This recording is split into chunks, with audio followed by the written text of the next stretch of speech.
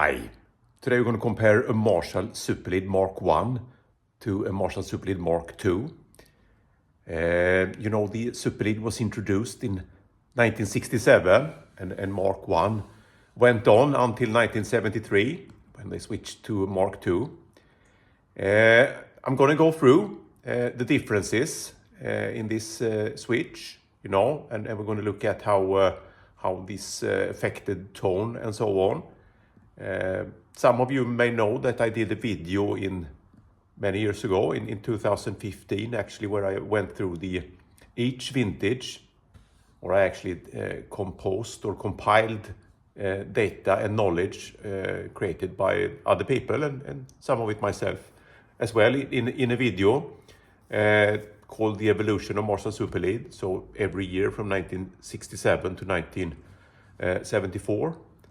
You can see the picture here, the changes, and you can see that there are some changes between 1973 and 74 when the switch between Mark I and Mark II was done. First, we're going to listen to a riff. We're going to check out a 1971 and the 1976 Marshall Super Lead. So the Mark I and the Mark II. I'm going to use the normal channel here, so I'm aiming for a bit more Black Sabbath-like tones here. So let's listen to this, one of each here, and then we'll discuss the differences after that.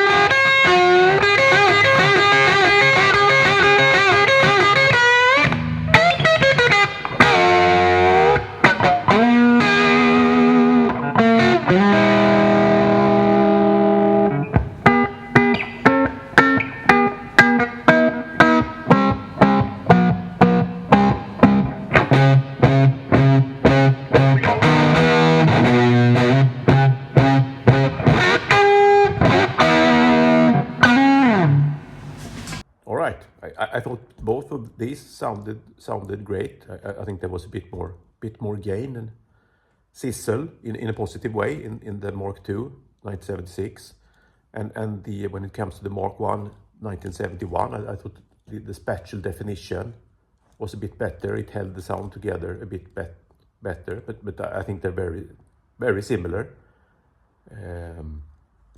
In the chart here, you can see the things that happens to the Super Lead in between 67 and 74, and what we compare here is the 71 to 73 version of Mark I to the post 74 version of Mark II, and you can see that it's not that many things when it comes to circuit that is changing actually.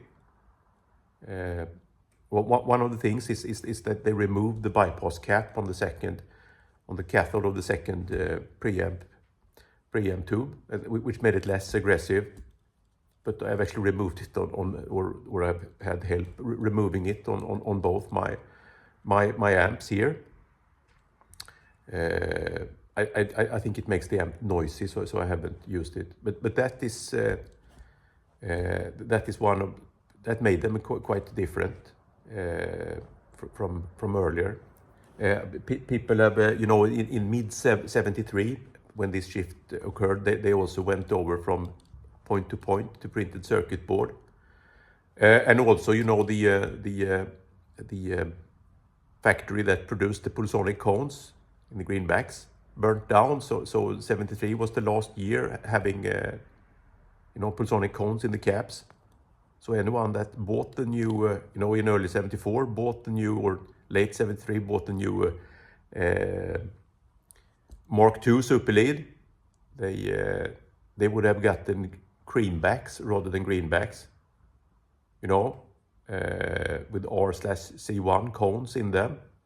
So if they compare it to their friend that bought the Super Lead stack in a year earlier with Greenbacks and Mark I, and their Mark II has Creambacks, they're going to think that it's, it sounds different. You can see in the video description, I compare all the different speakers. So they probably associated Mark II with those speakers, and and thought it was worse because the Creambacks are good speakers, but not the classic sound. There is a video in the video description that I mentioned earlier about the evolution of the Marshall Super Lead circuit. There I go through the difference, the different components and values that are changed, and how that influences sound.